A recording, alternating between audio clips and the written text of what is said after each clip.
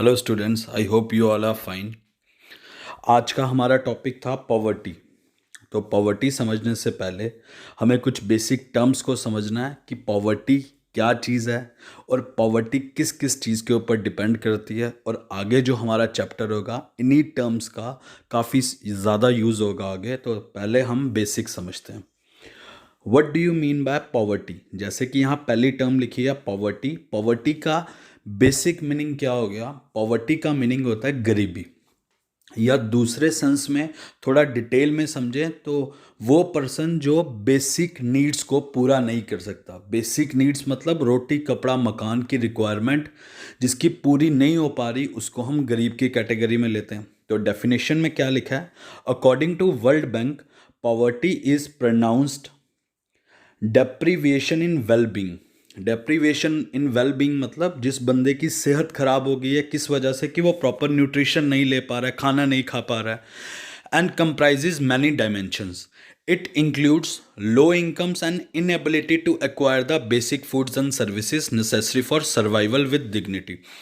तो पॉवर्टी का meaning World Bank के हिसाब से क्या है? एक ऐसा पर्सन जो इस काबिल नहीं है कि वो बेसिक नेसेसिटीज़ को पूरा कर पाए। बेसिक नेसेसिटी मतलब रोटी कपड़ा मकान नहीं कमा पा रहा है, जिसके पास इतना पैसा नहीं है कि रोटी कपड़ा मकान तक वो जुटा पाए, तो उसको हम गरीब कैटेगरी में रखते हैं।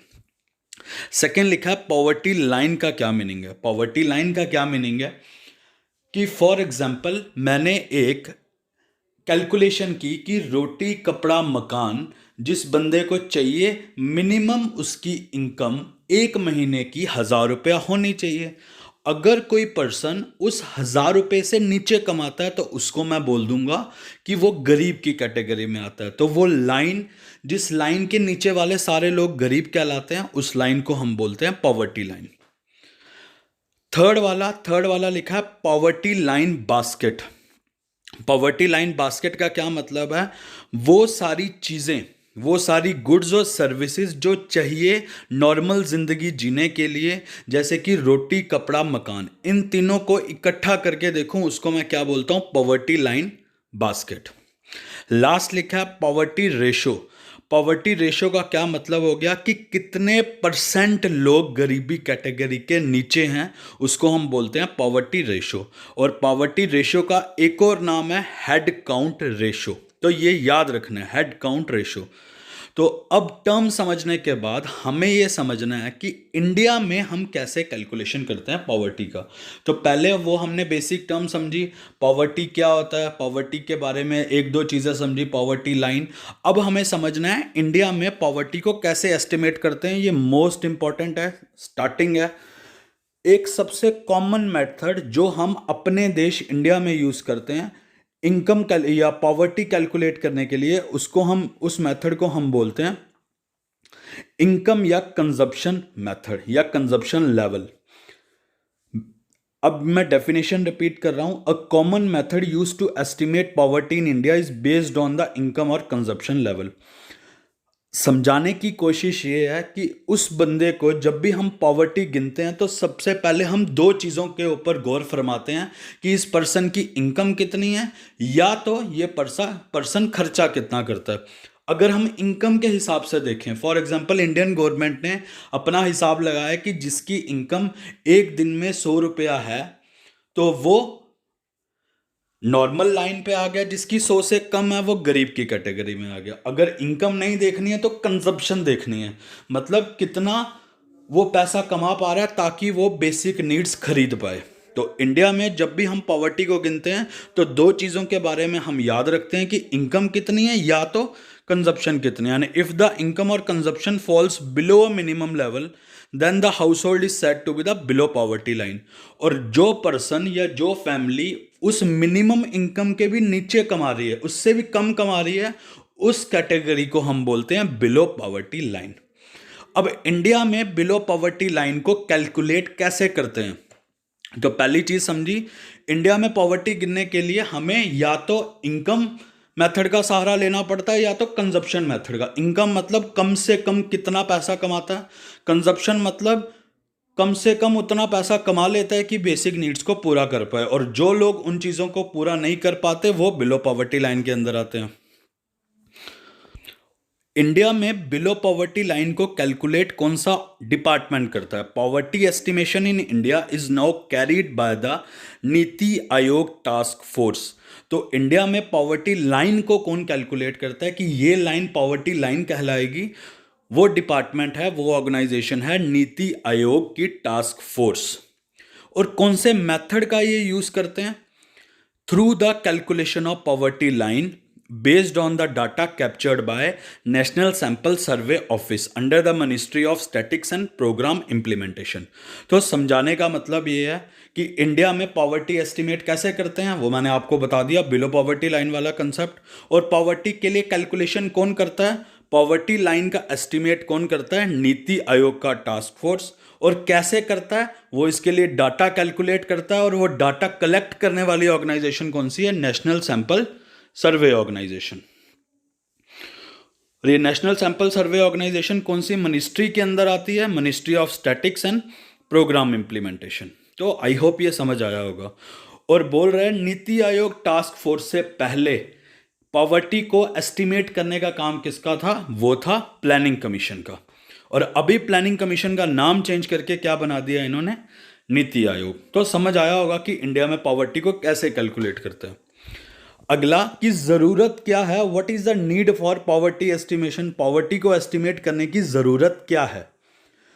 तो सबसे पहले हमने वो चीजें देखनी है कि हमें पॉवर्टी क्यों जाननी है, कि इस देश में इतने लोग गरीब क्यों हैं, ये हमें जानना क्यों है। पहला है impact of welfare scheme. Welfare scheme का मतलब है सरकार गरीबों की मदद करने के लिए कई सारी स्कीम्स लाती है।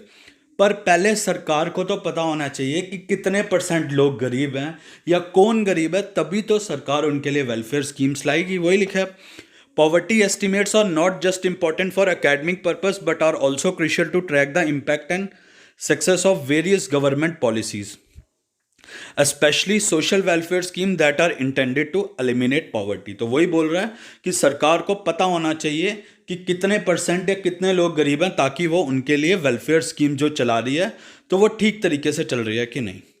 नेक्स्ट कह रहा है BPL census is conducted by the ministry of rural department. BPL लोगों की गिनती, सेंसस मतलब गिनती, ये कौन सा डिपार्टमेंट करता है? Ministry of rural department. क्यों करता है? वो जानना चाहता है कि कितने लोग गरीब हाउस होल्ड कहलाते हैं, कितने लोग गरीब हैं हमारे देश में। अगला कह रहा है पॉवर्टी एलिमिनेशन प्लान। पॉवर्टी को एलिमिनेट करने के लिए गवर्नमेंट कई सारी स्कीम्स लाती है। The poverty estimates in the form of poverty line are used to formulate poor centric poverty elimination plan. तो अगर हम गरीबी हटाने के लिए कुछ प्लान्स लाते हैं, उसके लिए जानना जरूरी है कि एक्चुअली में गरीबी है कितनी। ये पॉइंट लर्न करने वाले नहीं है, ये खाली नॉलेज के लिए बताए जा रहे हैं। और कॉन्स्टिट्यूशनल रिक्वायरमेंट का क्या मतलब है? हमारे संविधान में भी लिखा है कि हमारी सोसाइटी एक जस्ट एंड इक्विटेबल सोसाइटी होनी चाहिए। मतलब एक ऐसी सोसाइटी जिसमें हम सब लोग बराबर हैं। तो बराबर कैसे होंगे? जब गरीबी हट जाएगी तो सब लोगों की इनकम थोड़ी थोड़ी अच्छी हो जाएगी, सब लोग अपनी बेसिक रिक्वायरमेंट पूरी कर पा रहे हैं आराम से। तो ये वाली स्लाइड खाली नॉर्मल कंसेप्ट के लिए थी, इसमें लर्न नहीं करना। ये वाला स्लाइड इंपॉर्टेंट है, मेजरमेंट ऑफ पॉवर्टी लाइन। अब हमने बताया कि इंडिया में हम पॉवर्टी को एस्टिमेट कैसे करते हैं। हमने एक लाइन बना रखी है जिसको हमने नाम दिया पॉवर्टी लाइन। जो लोग पॉवर्टी लाइन से नीचे हैं वो बिलो पॉवर्टी लाइन, जो लोग पॉवर्टी लाइन से ऊपर हैं वो अबव पॉवर्टी लाइन। तो अब कह रहा है पॉवर्टी लाइन को गिनते कैसे हैं, कैलकुलेट कैसे करते हैं। उसके दो मेथड है। पहला वाला मेथड है एब्सोल्यूट मेजरमेंट ऑफ पॉवर्टी। तो एब्सोल्यूट मेजरमेंट ऑफ पॉवर्टी का क्या मतलब हो गया कि हम खाली ये कैलकुलेट करते हैं कि लोगों के पास अपनी बेसिक नीड्स को पूरा करने के लिए कम से कम पैसे हैं। बेसिक नीड्स मतलब रोटी कपड़ा मकान, जितने का आता है कम से कम उतना पैसा बंदा कमा रहा है, तो उस चीज को कैलकुलेट करने का जो तरीका है उसको बोलते हैं एब्सोल्यूट मेजरमेंट ऑफ पॉवर्टी। तो डेफिनेशन में पढ़ता हूं, according to UN world summit for economic development, absolute poverty is a condition characterised by severe deprivation of human needs including food, safety, water, sanitisation, health, shelter, education and information. तो वही कह रहा है absolute poverty का क्या मतलब है कि क्या बंदा अपनी बेसिक नीड्स को पूरा करने लायक इनकम कमा पा रहा है। तो उस मेथड को हम बोलते हैं एब्सोल्यूट पॉवर्टी, कि बंदा जो अपनी बेसिक नीड्स तक नहीं पूरी कर सकता वो तो बिल्कुल गरीब है, वो गरीब के कैटेगरी में आता है। ये मेथड जो बोलता है उस मेथड को बोलते हैं एब्सोल्यूट पॉवर्टी। अब कह रहा है ये इनकम के ऊपर डिपेंड, ये वाला method it does not depend on income. ये इनकम के ऊपर डिपेंड नहीं करता, ये नहीं कैलकुलेट करता कि 100 रुपया इसकी इनकम है तो वो गरीब है या अमीर है। वो देखता है कि दिन में 2 टाइम रोटी, पहनने को कपड़ा, और जो रहने के लिए जिसके पास स्पेस है उसके लिए जितना पैसा लगता है कम से कम उतना कमा पा रहा है कि नहीं। तो क्वेश्चन पूछे एब्सोल्यूट मेथड है वो इनकम के ऊपर डिपेंड है तो इनकम के ऊपर डिपेंड नहीं है। नेक्स्ट, ये समझाने वाली चीज़ें आपको याद नहीं रखनी, मैं रिपीट कर रहा हूँ फिर भी। पॉवर्टी थ्रेशहोल्ड का क्या मतलब हो गया? पॉवर्टी थ्रेशहोल्ड एक ऐसी वैल्यू है, मतलब जैसे मैंने बोला 1 महीने में खाने में मेरा पैसा लगता है 1000 रुपया, कपड़े में लगता है 1000 रुपया और रेंट के लिए लगता है 1000 रुपया। तो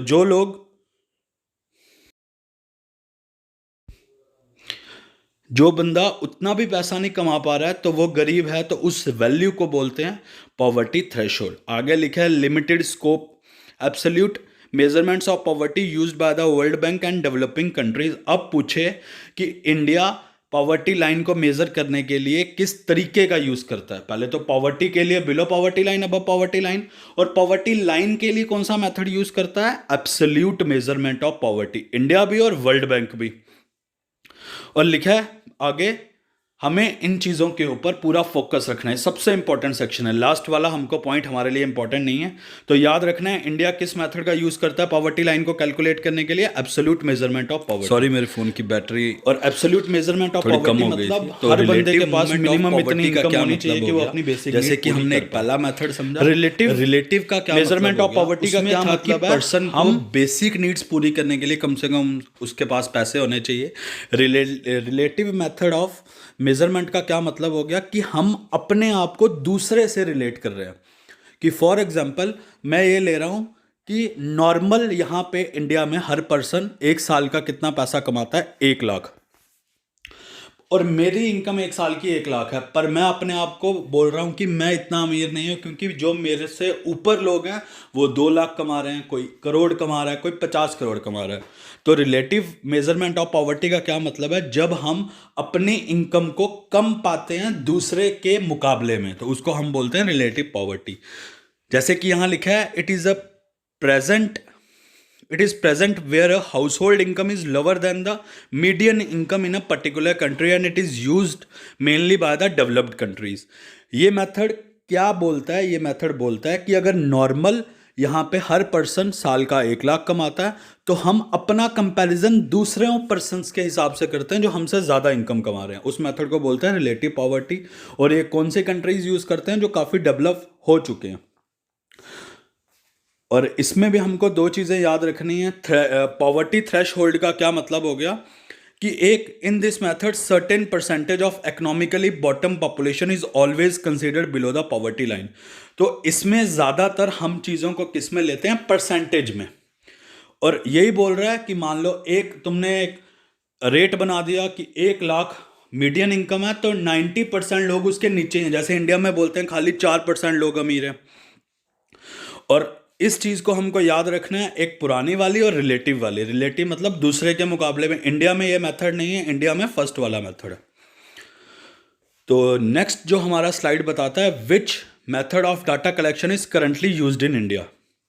अब इसके बाद के जो सारे कंसेप्ट हैं ये थोड़े कंसेप्चुअल कंसेप्ट हैं जो मेरे को बोर्ड पे आपको समझाने पड़ेंगे। ऐसे थ्रू वीडियो से, बातचीत से ये चीज़ें समझ नहीं आने वाली। तो आज के लेक्चर को हम इतना तक ही स्टॉप करेंगे। एटलीस्ट हम थोड़े थोड़े बेसिक तो सीख पाएँ, क्योंकि ये टॉपिक ऐसे स्लाइड्स में पढ़ाने से इतने अच्छे से नहीं समझ आएगा। तो हम कल से या नेक्स्ट जब भी हम मिलेंगे हम इसको आगे कंटिन्यू करेंगे पर ऑन बोर्ड। तो that's all for today. Thank you so much.